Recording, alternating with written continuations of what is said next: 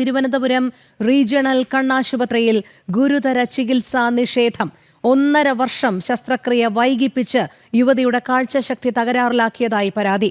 തിരുവനന്തപുരം ചുള്ളിമാനൂർ സ്വദേശി സുനിതയോടാണ് സർക്കാർ ആശുപത്രിയുടെ ക്രൂരത. ചികിത്സ നൽകാത്തത് റെറ്റിന ശസ്ത്രക്രിയാ ഉപകരണം പ്രവർത്തനരഹിതമായതിനാലെന്ന് ആശുപത്രി അധികൃതരുടെ വിശദീകരണം. ജനം ബ്രേക്കിംഗ്.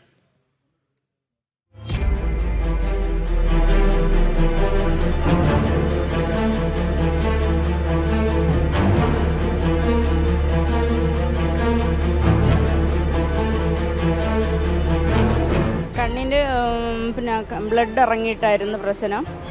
3 ലൈസറിൻ കഴിഞ്ഞായിരുന്നു. അത് കഴിഞ്ഞതിന് ശേഷമാണ് ഓപ്പറേഷൻ ചെയ്യണമെന്ന് പറഞ്ഞത്. അപ്പം എത്രയും പെട്ടെന്ന് ചെയ്യണമെന്ന് പറഞ്ഞ് ഡോക്ടേഴ്സ് എഴുതി തന്ന എല്ലാ ടെസ്റ്റും ചെയ്ത് ഇവിടെ കൊണ്ടുവന്ന് കാണിച്ച് അനസ്തേഷ്യയും കാണിച്ച് അതിനുശേഷം വിളിക്കാമെന്ന് പറഞ്ഞിട്ട് ഒരു 3 മാസം കഴിഞ്ഞപ്പം വിളിച്ച് വരാൻ പറഞ്ഞ ഡേറ്റ് തന്നതിൻ്റെ 2 ദിവസത്തിന് മുന്നേ വിളിച്ച് പറഞ്ഞു മിഷ്യൻ കംപ്ലൈൻ്റ് ആണ്, ഇനി ഒരു അറിയിപ്പുണ്ടായിട്ട് വന്നാൽ മതി. 2023 ഓഗസ്റ്റ് 10-ാം തീയതിയാണ് തലവേദനയ്ക്ക് ചികിത്സ തേടി തിരുവനന്തപുരം ചുള്ളിമാനൂർ സ്വദേശി സുനിത മെഡിക്കൽ കോളേജ് ആശുപത്രിയിൽ എത്തുന്നത്. കണ്ണിലെ പുറംപാളിയിൽ രക്തക്കട്ട രൂപപ്പെട്ടതിനെ തുടർന്ന് റീജിയണൽ കണ്ണാശുപത്രിയിൽ ചികിത്സയ്ക്കായി മാറ്റുന്നു. 3 തവണ കണ്ണിന് ലേസർ ചികിത്സ ചെയ്തു. 2024 ഒക്ടോബർ 19-ാം തീയതി കണ്ണിലെ ശസ്ത്രക്രിയയ്ക്കായി അനസ്തേഷ്യ, ഹൃദയ പരിശോധനകൾ ഉൾപ്പെടെ പൂർത്തിയാക്കി.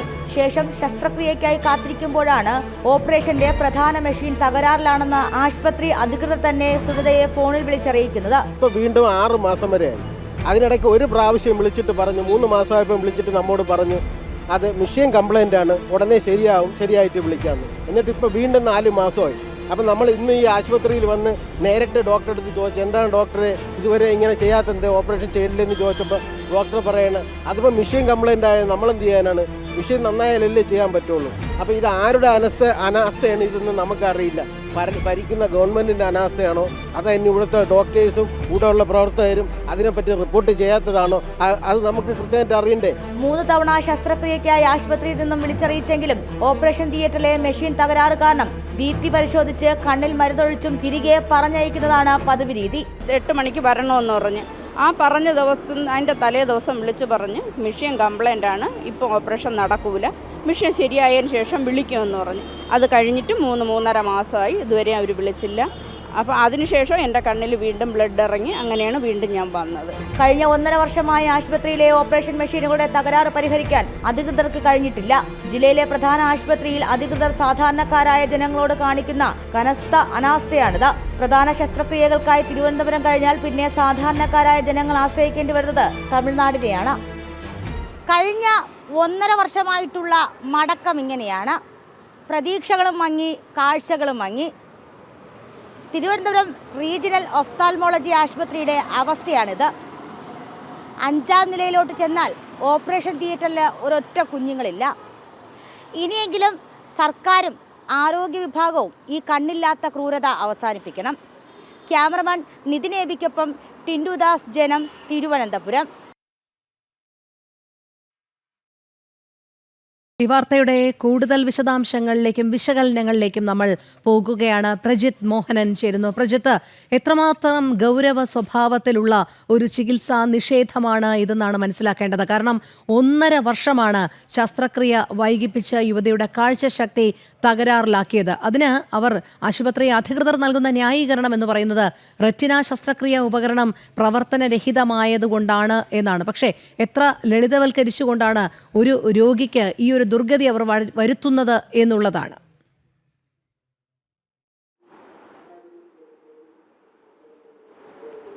അങ്ങനെ തന്നെയാണ്. കാരണം ഈ റീജിയണൽ കണ്ണാശുപത്രി എന്ന് പറയുന്നത് തെക്കൻ കേരളത്തിലെ ഏറ്റവും പ്രധാനപ്പെട്ട ചികിത്സാ കേന്ദ്രങ്ങളിലൊന്നാണ്. നമുക്ക് കൃത്യമായി അറിയാവുന്നൊരു കാര്യമാണ്. അതായത് ആളുകൾ കാലങ്ങളോളം കാത്തിരുന്ന് അവിടുത്തെ ചികിത്സയ്ക്ക് വേണ്ടി പോകുന്ന സാഹചര്യം നമ്മൾ കണ്ടിട്ടുള്ളതാണ്. ഒരിക്കൽ ചികിത്സയ്ക്കായി അവിടെ ചെന്ന് എഴുതി കൊടുത്ത് അല്ലെങ്കിൽ ഡോക്ടർ ചികിത്സ നിർദ്ദേശിക്കുമ്പോൾ പിന്നീട് മാസങ്ങൾ കഴിഞ്ഞ് മാത്രം ചികിത്സ നടക്കുന്ന പല സാഹചര്യങ്ങളും അവിടെ ഉണ്ടാകുന്നുമുണ്ട്.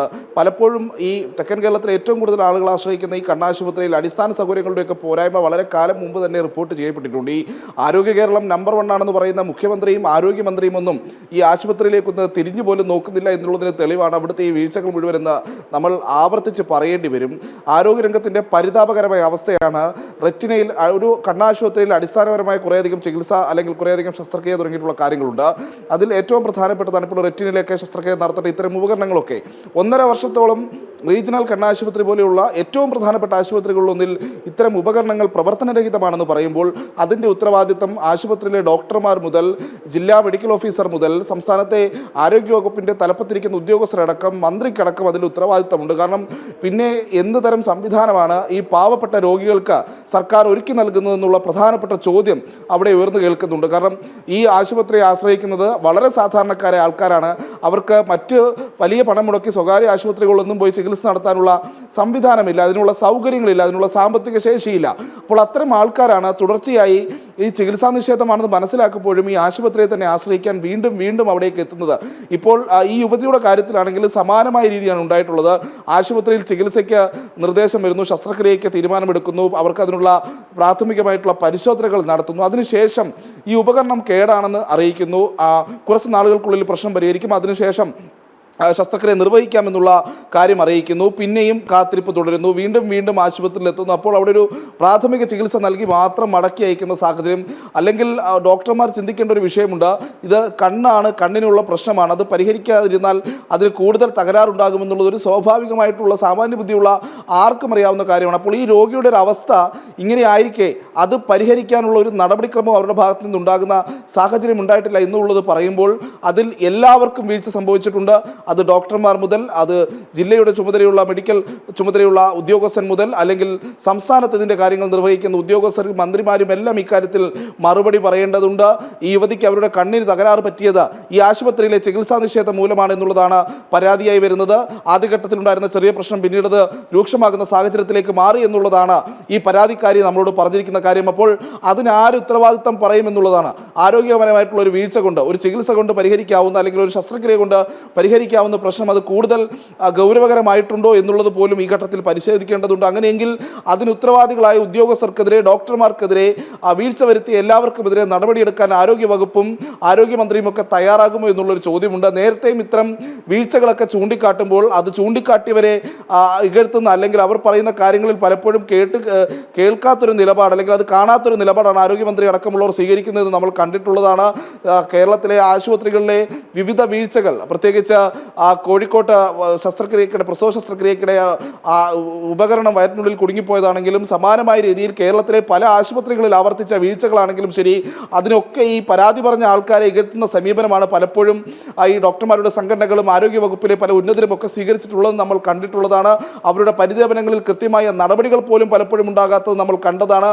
അപ്പോൾ സമാനമായ രീതിയിൽ സംസ്ഥാന തലസ്ഥാനത്തെ ഏറ്റവും പ്രധാനപ്പെട്ട കണ്ണാശുപത്രിയിൽ തുടർച്ചയായി വീഴ്ചകൾ ഉണ്ടാകുന്നു. അപ്പോൾ ഇതിപ്പോൾ ഒരു രോഗിയുടെ കാര്യം മാത്രമാണ് നമ്മൾ ആലോചിക്കണം. ഈ 1.5 വർഷത്തിനിടെ സമാന പ്രശ്നവുമായി എത്രയധികം രോഗികൾ അവിടെ എത്തിയിട്ടുണ്ടാകും, റെറ്റിനയിൽ ശസ്ത്രക്രിയ നടത്തേണ്ട ആവശ്യകത എത്ര വട്ടം വന്നിട്ടുണ്ടാകും, അപ്പോൾ എത്രയധികം രോഗികളെയായിരിക്കും ഇവർ തിരിച്ചയച്ചത് എന്നുള്ളൊരു ചോദ്യം കൂടി അവിടെയുണ്ട്. ആ രോഗികളുടെ സാഹചര്യം എന്താണ്, അവരുടെ ഒരു ചോദ്യം കൂടി. കാരണം ഒരു സുനിതയാണ് നമ്മുടെ മുന്നിൽ വന്ന് ഈ വിവരം വെളിപ്പെടുത്തിയത്. എത്രയോ പേർ ഉണ്ടായിരുന്നിരിക്കും. കാരണം 1.5 വർഷമായി ഈ ഉപകരണം മുടങ്ങിക്കിടക്കുകയാണ്. ഈ മുടന്തൻ ന്യായങ്ങൾ പറഞ്ഞ് ഇങ്ങനെ രോഗികളെ തിരിച്ചയക്കുന്ന ഒരു പ്രവണത ഇതിപ്പോൾ നമ്മുടെ കണ്ണാശുപത്രിയിൽ മാത്രമല്ല, സർക്കാരിൻ്റെ അധീനതയിലുള്ള പല ആശുപത്രികളിലും ഇത്തരം കെടുകാര്യസ്ഥതകൾ നമുക്ക് എപ്പോഴും കാണാവുന്നതാണ്. ഇതിനെക്കുറിച്ചൊക്കെ ആരോഗ്യമന്ത്രിയോട് ചോദിക്കുമ്പോൾ റിപ്പോർട്ട് തേടിയിട്ടുണ്ട് എന്നുള്ള പതിവ് മറുപടി അല്ലാതെ മറ്റെന്ത് നടപടി എടുത്തു എന്നുള്ളത് ഇപ്പോഴും അവ്യക്തമായി തന്നെ നിൽക്കുന്ന സാഹചര്യമാണ്. ഇവിടെ ഒരു യുവതിയുടെ കാഴ്ചശക്തി തന്നെ നഷ്ടപ്പെടുന്ന ഒരു സാഹചര്യത്തിലേക്ക്, അവരുടെ കാഴ്ച തകരാറിലാകുന്ന ഒരു സാഹചര്യത്തിലേക്ക് ഇത് പരിശോധിച്ച ഡോക്ടർക്ക് കൃത്യമായി തന്നെ അറിയാം ഈ രോഗവിവരം. എന്നിട്ടും ഇതിങ്ങനെ മാറ്റിവെക്കാൻ സാധിക്കുന്ന ഒരു പ്രവണത. കാരണം അവർ ഇതല്ലെങ്കിൽ മറ്റേതെങ്കിലും ഒരു സ്വകാര്യ ആശുപത്രിയെ സമീപിക്കട്ടെ എന്നുള്ളൊരു മനോഭാവമാണ്. സാധാരണക്കാർക്ക് വേണ്ടിയാണ് ഈ സർക്കാർ ആശുപത്രികളൊക്കെ ഇങ്ങനെ പണിതിട്ടിരിക്കുന്നത് എന്നുള്ളൊരു വിചാരം പോലും ഇത്തരം ആൾക്കാർക്കില്ല എന്നുള്ളതാണ് അങ്ങേയറ്റം ഖേദകരമായ ഒരു വസ്തുതയും.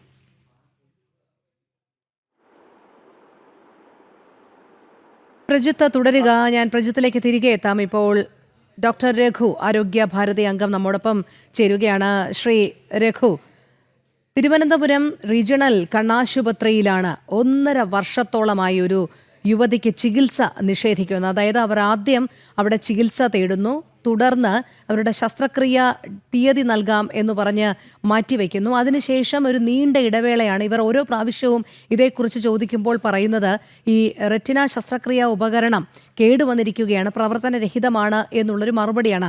അങ്ങനെ ഇവർ നീട്ടിവെച്ച ഒരു കാലയളവ് എന്ന് പറയുന്നത് ഏകദേശം 1.5 വർഷമാണ്. ഇതിനിടയിൽ അവരുടെ കാഴ്ചയ്ക്ക് വലിയ രീതിയിലുള്ള തകരാറ് സംഭവിക്കുകയും ചെയ്തു. എന്തുകൊണ്ടാണ് ഇങ്ങനെ ഇത്തരത്തിലുള്ള കെടുകാര്യസ്ഥത ഉണ്ടാകുന്നത്? നമസ്കാരം. എനിക്ക് പറയാനുള്ളത് വളരെ മറ്റൊരു കാര്യമാണ്. കാരണം സാധാരണക്കാർ മാത്രമല്ല, നമ്മൾ ഉൾപ്പെടെ പലപ്പോഴും ചികിത്സയ്ക്കായി എത്തുന്നത് ഗവൺമെന്റ് ഹോസ്പിറ്റൽസിലാണ്. അപ്പോൾ താലൂക്ക് ഹോസ്പിറ്റലുണ്ട്, ജില്ലാ ഹോസ്പിറ്റലുണ്ട്, മെഡിക്കൽ കോളേജുണ്ട്. ഇവിടെ എല്ലാം ഡോക്ടർമാരുണ്ട്. ഡോക്ടർമാർ അവരുടെ കഴിവിന്റെ പരമാവധി ശ്രമിക്കും എന്നുള്ളതാണ് എൻ്റെ പക്ഷം.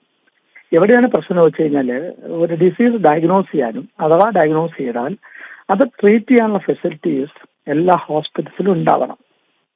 ഇപ്പോൾ ഒരു സാധനം കേട് വന്നാൽ അത് കൃത്യമായി നന്നാക്കുക, ആവശ്യത്തിന് സാധനങ്ങൾ ഡയഗ്നോസ് ചെയ്യാൻ ഉണ്ടാകുക, ട്രീറ്റ്മെന്റ് ഉണ്ടാകുക.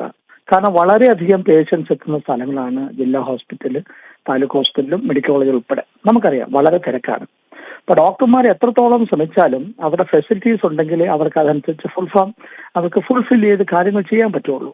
അപ്പോൾ എനിക്ക് ഈ സമയത്ത് പറയാനുള്ളത്, ഇതിപ്പോൾ ആദ്യമായിട്ടൊന്നുമല്ല, പലപ്പോഴും മെഡിക്കൽ കോളേജുകളെ അല്ലെങ്കിൽ ആശുപത്രികളിലെ ഉപകരണങ്ങൾ കേടായി എന്ന വാർത്ത നമ്മൾ കേൾക്കാറുണ്ട്. അത് ശരിയാക്കാമെന്ന് മന്ത്രി പറയുന്നുണ്ട്. പക്ഷേ ഇപ്പൊ ഈ വാർത്ത വന്നുകൂടി നമുക്ക് മനസ്സിലാകുന്നത് വളരെ ശ്രദ്ധയോടുകൂടി എല്ലാ ഹോസ്പിറ്റൽസിലും ഇൻഫ്രാസ്ട്രക്ചറും ഈ ഫെസിലിറ്റീസും ഒക്കെ ഉണ്ടാവണം. സാധാരണക്കാരന് എത്തുന്ന ഹോസ്പിറ്റൽസിൽ ഡയഗ്നോസ് ചെയ്യാനും ട്രീറ്റ് ചെയ്യാനുള്ള ഉപകരണങ്ങളുടെ ഒരു എണ്ണം കൂടേണ്ട സാഹചര്യമാണ്. 1-2 പറ്റില്ല. സ്കാനിങ് തന്നെ പുറത്ത് ചെയ്യുന്നത് വളരെ കോസ്റ്റ്ലിയാണ്. അപ്പോൾ എനിക്ക് ഈ സമയത്ത് പറയാനുള്ളത്, കേരള സർക്കാർ ശ്രദ്ധിക്കേണ്ട കാര്യം, ഡോക്ടർമാർക്ക് അവരുടെ കാര്യങ്ങൾ വ്യക്തമായി ചെയ്യാൻ, കൃത്യമായി ചെയ്യാൻ പറ്റത്തക്ക വിധമുള്ള സാഹചര്യം ഹോസ്പിറ്റൽസിൽ ഒരുക്കണം. ഡോക്ടർമാരുടെ എണ്ണം തന്നെ ഗവൺമെന്റ് ഹോസ്പിറ്റൽസിൽ കുറവാണ്. ഇത് മോഡേൺ മെഡിസിൻ കാര്യം മാത്രമല്ല, ആയുഷ് സിസ്റ്റത്തിലും ഇത് തന്നെയാണ്. ആയുഷ് സിസ്റ്റത്തിലും എത്രയോ പേഷ്യൻസ് ആണ് വന്നു പോകുന്നത്. അവിടെയും സാധാരണഗതിയിലുള്ള ഫെസിലിറ്റീസ് ഉണ്ടാവണം. പ്രൈമറി ആയിട്ട് ഇൻവെസ്റ്റിഗേറ്റ് ചെയ്യേണ്ട എല്ലാ ഫെസിലിറ്റീസിലും എല്ലാ ഹോസ്പിറ്റൽസിലും ഉണ്ടാവണം. മെഡിക്കൽ കോളേജുകൾ പ്രത്യേകിച്ച് അതിനെന്താണ് വേണ്ടെന്ന് വെച്ച് ചിന്തിച്ച് എല്ലാ സംഘടനകളുമായി ആലോചിച്ചിട്ട് ഡോക്ടർമാർക്ക് അവരുടെ സേവനം ചെയ്യാൻ ഉതകുന്ന രീതിയിലുള്ള കാര്യങ്ങൾ ഡെവലപ്പ് ചെയ്യണം എന്നാണ് ആരോഗ്യഭാരതിക്ക് ഈ സമയത്ത് പറയാനുള്ളത്. വളരെ നന്ദി ഡോക്ടർ രഘു പ്രതികരിച്ചതിന്. പ്രജിത്തിലേക്ക് പോകുന്നു. പ്രജിത്ത്, ഇത് ആരാണ് ഈ സംവിധാനങ്ങൾ ഒരുക്കേണ്ടത് എന്നുള്ള ചോദ്യമാണ് ഉയരുന്നത്. ഡോക്ടർമാർക്ക് കൈയൊഴിയാം, ഇത് സർക്കാർ ആശുപത്രിയാണ്, സർക്കാർ ഇതനുസരിച്ചുള്ള പ്രവൃത്തികൾ ചെയ്താൽ മാത്രമേ ഞങ്ങൾക്കും ഞങ്ങളുടെ സേവനം നൽകാൻ കഴിയൂ എന്നൊക്കെ പറഞ്ഞ് കൈകഴുകാം. പക്ഷേ ഇതിൽ ആരാണ് യഥാർത്ഥ ഉത്തരവാദി എന്നുള്ളതൊരു ചോദ്യം ഇപ്പോഴും നിഴലിക്കുകയാണ്.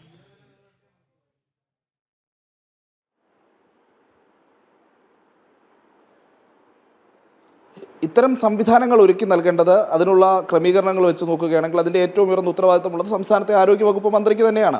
ആരോഗ്യവകുപ്പ് മന്ത്രി തന്നെ ആലോചിക്കേണ്ടതുണ്ട്. അവരുടെ തലസ്ഥാന ജില്ലയിൽ മന്ത്രിമാരുടെയും ഒക്കെ ഓഫീസുകളും വസതികളും ഒക്കെ സ്ഥിതി ചെയ്യുന്ന ജില്ലയിൽ അവിടുത്തെ ഏറ്റവും പ്രധാനപ്പെട്ട ആശുപത്രിയിലെ ഒരു ആശുപത്രികളിലൊന്നിലേക്ക്, അതായത് ഒരു ദിവസം ആ കണ്ണാശുപത്രി ആശ്രയിക്കുന്ന ജനങ്ങളുടെ എണ്ണം എന്ന് പറയുന്നത് 100ഉം 1000ഉം ഒക്കെയാണ് എന്നുള്ളത് നമുക്ക് കൃത്യമായി അറിയാവുന്നതാണ്. പലരും പല വട്ടവും അവിടുത്തെ ചികിത്സ കൃത്യസമയത്ത് ലഭിക്കാത്തത് അല്ലെങ്കിൽ വൈകുന്നതിനെ പറ്റിയൊക്കെയുള്ള പരാതികൾ പറഞ്ഞിട്ടുണ്ട്. പലപ്പോഴും നമ്മൾ കണ്ടിട്ടുള്ള മറ്റൊരു കാര്യം, തെക്കൻ കേരളത്തിൽ പ്രത്യേകിച്ച് തമിഴ്നാട്ടിലുള്ള ചില കണ്ണാശുപത്രികൾക്കൊക്കെ, സ്വകാര്യ കണ്ണാശുപത്രികൾക്കൊക്കെ വലിയ പ്രാധാന്യം ലഭിക്കുന്നതൊക്കെ കാണുന്നതാണ്. അത് പലപ്പോഴും സംഭവിക്കുന്നത് ഇവിടെ ചികിത്സ കിട്ടാത്തത് കൊണ്ട്, സമയത്ത് ചികിത്സ കിട്ടാത്തത് കൊണ്ട് കേരളം വിട്ട് മറ്റ് സംസ്ഥാനങ്ങളിൽ ചികിത്സയ്ക്കായി പോകേണ്ട സാഹചര്യമുണ്ട്. തമിഴ്നാട്ടിലെയും കോയമ്പത്തൂരിലെയും ഒക്കെയുള്ള വിവിധ ആശുപത്രികളിലേക്ക് ചികിത്സയ്ക്കായി പോകുന്ന നിരവധി ആളുകളെ അറിയാം. നമ്പർ 1 ആരോഗ്യ കേരളത്തിൽ നിന്ന് മറ്റൊരു സംസ്ഥാനത്തേക്ക് ചികിത്സയ്ക്ക് ആളുകൾ പോകേണ്ട ഒരു സാഹചര്യമുണ്ട് എന്നുള്ളത് സംസ്ഥാനത്തെ ആരോഗ്യമന്ത്രി അടക്കമുള്ളവർ കാണുന്നില്ല എന്നുള്ളതാണ് ഏറ്റവും പ്രധാനപ്പെട്ട ചോദ്യം. അതിനെന്താണ് കാരണം എന്നുള്ളത് അവർ ചിന്തിക്കുന്നില്ല എന്നുള്ളതാണ് ചോദ്യം. സാധാരണക്കാരെ ആളുകൾ പലപ്പോഴും ഇത്തരത്തിൽ ദൂരയാത്ര ചെയ്ത് അല്ലെങ്കിൽ ദൂരസ്ഥലങ്ങളിലേക്ക് പോയി ചികിത്സ നേടാനുള്ള സൗകര്യം അവർക്ക് പലപ്പോഴും കിട്ടാത്ത സാഹചര്യമുണ്ട്. അതൊക്കെ പലപ്പോഴും ഈ സൗജന്യ മെഡിക്കൽ ക്യാമ്പുകളൊക്കെ നടത്തുന്ന ചില സ്വകാര്യ ആശുപത്രികളിലേക്ക്, ആ ക്യാമ്പുകളേക്ക് ആശ്രയിച്ച് ചികിത്സ തേടേണ്ട, അല്ലെങ്കിൽ അത്തരം ക്യാമ്പുകളിലൊക്കെ ഒരുപാട് പേര് ഇടിച്ചു കയറുന്ന കാഴ്ച നമ്മൾ കണ്ടതാണ്. അതിന് കാരണം എന്ന് പറയുന്നത് സംസ്ഥാനത്തെ പ്രധാനപ്പെട്ട ഇത്തരം ആശുപത്രികളിൽ ഇപ്പോൾ ആരോഗ്യ ഭാരതി ചൂണ്ടിക്കാട്ടിയതുപോലെയുള്ള അടിസ്ഥാന സൗകര്യങ്ങളുടെ കുറവ് അത് വളരെ വലുതാണ്. അത് പരിഹരിക്കാനുള്ള ഒരു നടപടിയും സംസ്ഥാന സർക്കാരിന്റെ ഭാഗത്ത് നിന്നുണ്ടാകുന്നില്ല എന്നുള്ളതാണ്. വാർഷികാഘോഷ ദൂർത്ത് നടത്താനും ഇഷ്ടക്കാർക്ക് കൂടുതൽ പണം അനുവദിക്കാനും യാത്രാബദ്ധ കൂട്ടി നൽകാനും അത്തരം കാര്യങ്ങൾക്ക്, അല്ലെങ്കിൽ മുഖ്യമന്ത്രിയുടെ ഹെലികോപ്റ്റർ പണം അനുവദിക്കാനും ഒക്കെ പൈസയുള്ള സർക്കാരിന് ഒരു ആശുപത്രിയിലെ, ഒരു പ്രധാനപ്പെട്ട ആശുപത്രിയിലെ ഒരു അടിസ്ഥാനപരമായിട്ടുള്ള ഒരു ശസ്ത്രക്രിയാ ഉപകരണത്തിന്റെ തകരാർ പരിഹരിക്കാനും അത് ഉപയോഗിക്കാൻ കഴിയില്ലെങ്കിൽ പുതിയൊരെണ്ണം വാങ്ങി നൽകാനും കഴിയുന്നില്ല എന്ന് പറയുമ്പോഴാണ് സംസ്ഥാനത്തെ ആരോഗ്യ വകുപ്പ് ഇത്തരം ആശുപത്രികളുടെ പ്രവർത്തനങ്ങളിൽ എത്രമാത്രം വലിയ വീഴ്ചകൾ വരുത്തുന്നുണ്ട് എന്നുള്ളതിൽ ഒരു വ്യക്തത നമുക്ക് വരുന്നത്. പലതവണ ഇത്തരം പ്രശ്നങ്ങൾ ചൂണ്ടിക്കാട്ടിയിട്ടും നേരത്തെ രോഹിണി പറഞ്ഞതുപോലെ ഒരു റിപ്പോർട്ട് തേടിയിട്ടുണ്ട് എന്നുള്ള ഒറ്റ പരാമർശത്തിൽ ഒതുങ്ങിപ്പോകുന്നതാണ് നമ്മുടെ ആരോഗ്യമന്ത്രിയുടെ പലതവണയുള്ള ഒരു പരാമർശങ്ങളും അല്ലെങ്കിൽ പ്രതിരോധങ്ങളും ഒക്കെ നമ്മൾ കാണുന്നത്. ഇപ്പോൾ വാർത്താ പ്രാധാന്യമുള്ള വിഷയങ്ങളിൽ ചില നടപടികളൊക്കെ സ്വീകരിക്കാനൊക്കെ മന്ത്രിക്ക് സാധിക്കുന്നുണ്ട്. പ്രത്യേകിച്ച് നമ്മൾ കണ്ടതാണ്, കഴിഞ്ഞ കുറച്ച് ബിർനാണിയും ശംഖുവുമായി ബന്ധപ്പെട്ടുള്ള കാര്യങ്ങളൊക്കെ കണ്ടതാണ്. ആ ബിരിയാണി കൊടുക്കുന്നതുമായി ബന്ധപ്പെട്ട് അതിലൊന്നും തർക്കമില്ല. പക്ഷേ അടിസ്ഥാന ആരോഗ്യ പ്രശ്നങ്ങളൊക്കെ പരിഹരിക്കേണ്ട, ആശുപത്രികൾക്ക് അടിസ്ഥാന സൗകര്യങ്ങൾ ഒരുക്കേണ്ട ഉത്തരവാദിത്തങ്ങളിൽ നിന്ന് ഒഴിഞ്ഞു നീങ്ങിയിട്ടാണോ ഇത്തരം വാർത്താ പ്രാധാന്യം കിട്ടുന്ന കാര്യങ്ങളൊക്കെ മന്ത്രി ചെയ്യുന്നത് എന്നുള്ളൊരു ചോദ്യം കൂടി അവിടെ ബാക്കി നിൽക്കുന്നു. സംസ്ഥാനത്ത് ആശുപത്രികളിലെ മരുന്ന് ക്ഷാമം നമ്മൾ പലതവണ വാർത്തയാക്കിയതാണ്. അത് സംബന്ധിച്ച് പണം അനുവദിക്കാത്തതുമായി ബന്ധപ്പെട്ട് നിരവധി വാർത്തകൾ നൽകി. ആ വാർത്തകൾക്കൊടുവിൽ അവിടെ പണം അനുവദിക്കുന്ന കാഴ്ച കണ്ടതാണ്. മരുന്നുകളുടെ ഗുണനിലവാര പരിശോധനയുമായി ബന്ധപ്പെട്ടുള്ള വീഴ്ചകൾ തുടർച്ചയായി ജനം ടി വി തുറന്നു കാട്ടിയതാണ്. അങ്ങനെ ഒട്ടനവധി വിഷയങ്ങൾ ഉണ്ടാകുമ്പോഴും ആരോഗ്യമന്ത്രി തുടർച്ചയായി മൗനം പാലിക്കുകയാണ്. ഇത്തരം വിഷയങ്ങളിലൊന്നും ഒരു ഇടപെടലിന് പോലും കൃത്യമായി ആരോഗ്യമന്ത്രിക്ക് കഴിയുന്നില്ല എന്നുള്ളൊരു കാര്യം കൂടി അവിടെ എടുത്തു പറയേണ്ടതുണ്ട്. ആരോഗ്യമന്ത്രിക്ക് കഴിയുമായിരുന്നെങ്കിൽ ഈ പറയുന്ന ഉപകരണമൊക്കെ വാങ്ങിച്ചു നൽകാൻ എത്ര നേരം വേണമെന്നുള്ള ചോദ്യവും ഈ രോഗികളുടെയൊക്കെ ബന്ധുക്കളൊക്കെ ഉന്നയിക്കുന്നുണ്ട്. ഈ ആശുപത്രികളിലേക്ക് നമ്മൾ ചെല്ലുമ്പോൾ എപ്പോഴും കാണുന്നത് അടിസ്ഥാന സൗകര്യങ്ങളുടെ പോരായ്മയാണ്. ഇത് പലപ്പോഴും ഒരു മനോഭാവം, അത് കുറെ കാലമായി നമ്മൾ കേരളത്തിലെ മാധ്യമങ്ങൾ എല്ലാവരും ചർച്ച ചെയ്യുന്നതാണ്. ഇത് സർക്കാർ ആശുപത്രിയല്ലേ, ഇവിടേക്ക് ഇത്രയൊക്കെ സാധിക്കൂ എന്നുള്ളത്.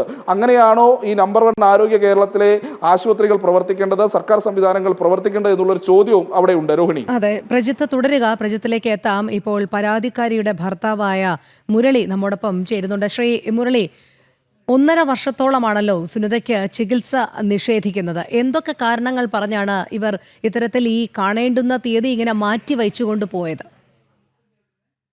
അത് നമ്മള് ആ ആശുപത്രിയിൽ ചികിത്സയ്ക്ക് ചെല്ലാൻ തുടങ്ങിയിട്ട് 1.5 വർഷക്കാലമായി. അപ്പൊ ഇതിനിടയ്ക്ക് വെച്ച് അവര് പരിശോധനയിൽ കൂടെ 1-2 ലേസറൊക്കെ ചെയ്തിട്ടുണ്ടായിരുന്നു. ലേസറൊക്കെ ചെയ്തിട്ട് പറഞ്ഞ് അത് കണ്ണില് ഇങ്ങനെ റെറ്റിനയ്ക്ക് മറവായിട്ട് വരുന്ന വെയിന് നരമ്പ് വരുന്നുണ്ട്, അതിലേക്ക് ബ്ലഡ് ക്ലോട്ടിംഗ് ആയി കിടക്കുകയാണ്, അത് മാറ്റണം. അത് മാറ്റണമെങ്കിൽ ശസ്ത്രക്രിയ ചെയ്യണമെന്ന് പറഞ്ഞു. അതിപ്പോ ശസ്ത്രക്രിയ ചെയ്യണമെന്ന് പറഞ്ഞിട്ട് ഇപ്പൊ 8 മാസമായി. 8 മാസമായിട്ട് നമുക്ക് ശസ്ത്രക്രിയ ചെയ്യാനുള്ള ഡേറ്റ് തന്നിരുന്നു. എന്നിട്ട് നമുക്ക് ഓപ്പറേഷന് വേണ്ടി വിളിക്കുന്നത് വീണ്ടും 3 മാസം കഴിഞ്ഞതിന് ശേഷം, 4 മാസത്തോളമായി. അതിന് ശേഷമാണ് വീണ്ടും ഒരു ദിവസം വിളിച്ചിട്ട് പറഞ്ഞ് ഇങ്ങനെ മെഡിക്കൽ കോളേജിൽ അല്ല കണ്ണാശുപത്രിയിൽ വരണം, ഇന്ന ഡേറ്റിൽ വരണം, നമുക്ക് ആ ഓപ്പറേഷൻ ചെയ്യാനാണെന്ന് പറഞ്ഞു. അപ്പൊ നമ്മൾ ഓക്കെ എന്ന് പറഞ്ഞു. വീണ്ടും 2 ദിവസം കഴിഞ്ഞിട്ട് വീണ്ടും വിളിച്ചു പറഞ്ഞു അത് മെഷീൻ കംപ്ലൈന്റ് ആണ്, അത് ഇനിയൊരു അറിയിപ്പുണ്ടായിട്ട് വന്നാൽ മതി എന്ന് പറഞ്ഞു. അപ്പൊ നമ്മൾ വീണ്ടും കാത്തിരുന്നു. അപ്പൊ അത് കഴിഞ്ഞ് ഇപ്പോഴും വീണ്ടും 3 മാസം വരെ ആയി. ഇതുവരെയും ഒരു അറിയിപ്പുമില്ല. അങ്ങനെയാണ് ഞങ്ങൾ കണ്ണാശുപത്രിയിൽ ഇതിനെക്കുറിച്ച് അന്വേഷിക്കാൻ ചെന്നത്. ഇന്നലെ ഞങ്ങൾ അവിടെ പോയിരുന്നു. അവിടെ ചെന്ന് ഞങ്ങൾ OP ടിക്കറ്റ് എടുത്ത് അകത്ത് കയറി ഡോക്ടർ മുന്നിൽ ചെന്ന് അവള് സംസാരിച്ചു. അപ്പൊ ഡോക്ടർ കൂടെ ഇരിക്കുന്നവർ പറഞ്ഞു അത് മെഷീന്റെ കംപ്ലൈന്റ് ആണ് പ്രശ്നം, മെഷീൻ ഇതുവരെ ശരിയായിട്ടില്ല, മാത്രമല്ല സൂപ്രണ്ടാണ് അത് ചെയ്യണത്, സൂപ്രണ്ടിന്റെ ഫയലാണ് അത്, സൂപ്രണ്ടിന്റെ മേശപ്പുറത്തിരിക്കുന്ന ഫയലാണ്, അതിൽ നമുക്ക് വേറൊന്നും ചെയ്യാക്കൂല, അങ്ങനെ വേറൊരു ഡോക്ടർക്ക് അത് ഹാൻഡ് ഓവർ ചെയ്യാനൊന്നും പറ്റൂല എന്നാണ് അവളോട് പറഞ്ഞത്. അപ്പൊ അതൊക്കെ കേട്ടിട്ടാണ് നമ്മൾ വന്ന് ഇങ്ങനെ ജനം TV റിപ്പോർട്ടറെ നമ്മൾ വിളിച്ച് ഈ കാര്യങ്ങളൊക്കെ പറഞ്ഞത്. അപ്പൊ അത് മറ്റുള്ളവർ അറിയണ്ടേ, ജനങ്ങൾ അറിയണ്ടേ, അതിനു വേണ്ടിയിട്ടാണ് ഞങ്ങൾ അങ്ങനെ വിളിച്ചു പറഞ്ഞത്. അതെ, അത് മാത്രമല്ല ശ്രീ മുരളി, ഈ ഇത്തരത്തിൽ ഇങ്ങനെ നീട്ടിക്കൊണ്ടു പോകുന്നതനുസരിച്ച് പല രീതിയിലുള്ള ബുദ്ധിമുട്ടുകളും സുനിത അനുഭവിക്കുകയല്ലേ? കണ്ണിൽ ഉൾപ്പെടെ വലിയ വേദനയും അല്ലെങ്കിൽ ആ കാഴ്ചശക്തിക്ക് തന്നെ തകരാറിലാകുന്ന ഒരു എത്തിക്കൊണ്ടിരിക്കുകയല്ലേ? ഈ വിവരം കൂടി ആശുപത്രി അധികൃതരെ ധരിപ്പിച്ചിരുന്നോ നിങ്ങൾ? നമ്മൾ ചെല്ലുന്ന സമയത്ത് അവർക്ക് ഇടത് കണ്ണിന് കുറച്ചൊക്കെ കാഴ്ച ഉണ്ടായിരുന്നു. അപ്പൊ അത് ഇങ്ങനെ ഓരോ ദിവസം കഴിയും തോറും മങ്ങി വരെയല്ലേ.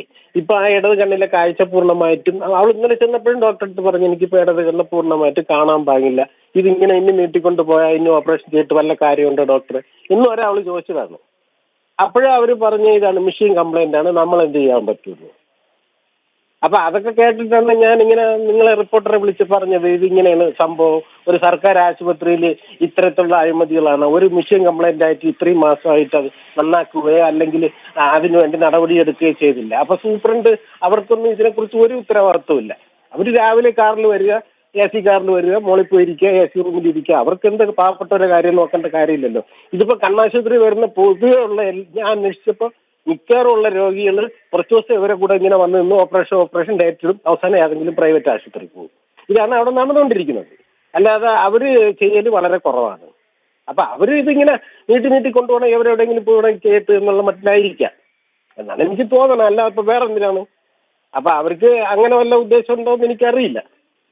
അപ്പൊ അതാണ് ഇപ്പോഴും നടന്നുകൊണ്ടിരിക്കുന്നത്. ഇപ്പോഴും അവള് പൂർണ്ണമായി ആ കണ്ണിന് കാഴ്ച നഷ്ടപ്പെട്ട അവസ്ഥയിലാണ്. ആ കണ്ണ് ഇനിയിപ്പോ അത് ഓപ്പറേഷൻ ചെയ്താൽ തന്നെ ശരിയാവുമെന്ന് തന്നെ എന്നുള്ള കാര്യം എനിക്ക് ഇത് നോക്കിയിട്ട് തന്നെ അറിയാം. അങ്ങനെ ഇരിക്കുകയാണ്. അതെ, വളരെ നന്ദി ശ്രീ മുരളി പ്രതികരിച്ചതിന്. പരാതിക്കാരുടെ ഭർത്താവായ മുരളി പറയുന്നത് യാതൊരു ഉത്തരവാദിത്വവും ആ ആശുപത്രിയുടെ ഭാഗത്ത് നിന്ന് കാണിക്കുന്നില്ല എന്നുള്ളതാണ്. കഴിഞ്ഞ 1.5 വർഷമായി ഇങ്ങനെ മുടന്തൻ ന്യായങ്ങൾ പറഞ്ഞ് ചികിത്സ നിഷേധിക്കുന്ന ഒരു സാഹചര്യം. ഇപ്പോൾ ആ കണ്ണിൻ്റെ കാഴ്ചശക്തി ഏതാണ്ട് തകരാറിലായിരിക്കുന്നു എന്ന് തന്നെയാണ് പരാതിക്കാരിയും പറയുന്നത്.